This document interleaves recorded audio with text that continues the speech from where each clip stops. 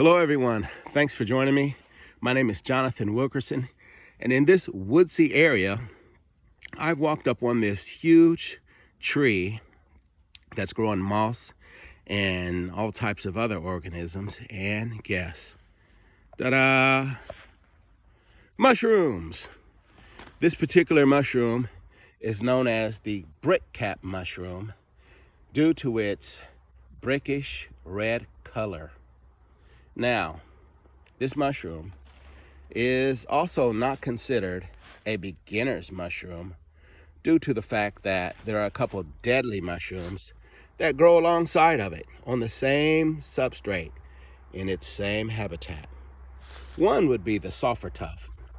Now, that mushroom, the name sulfur, due to its yellowish tint and color, it may have a little of the orangish brick-like color in the center of it, but to me the majority of it is pretty yellowish. But like I said, it grows alongside of it, so sometimes it can be hard to distinguish the two, especially if it has that little bit of brickish red color. There's also the funeral bell, or the deadly galerina, and that particular mushroom, to me, I think it's really easy to distinguish. I haven't had any problems with the appearance of the deadly galerina or the funeral bell. And I wouldn't want to pick it anyway, due to the fact that it's not a meaty mushroom. It's pretty small. It would take 1,000,000 of those things to fill you up and make a meal, period. So I really haven't had any issues or any problems with that. I like this particular mushroom.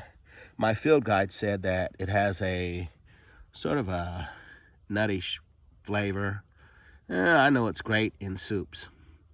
So after properly identifying this mushroom, I'd say harvest it, because I've enjoyed harvesting it. I haven't had any issues with it. And a lot of people I know, they like this mushroom too. They haven't had any issues either. Now, I say this because in my field guide, it says that some people have ingested this and it hasn't been the best for them, or it hasn't been good for them. And my advice with that is to cook it well. Cook all your mushrooms well. It doesn't matter whether it is a top of the line mushroom or something people don't actually look for when foraging, and it's just simply edible. But cook your mushrooms thoroughly, and I don't believe you'll have any problems. I hope you enjoyed this video. Thanks for watching. And if you like it, by all means, hit the subscribe button. And until next time, happy foraging. Goodbye.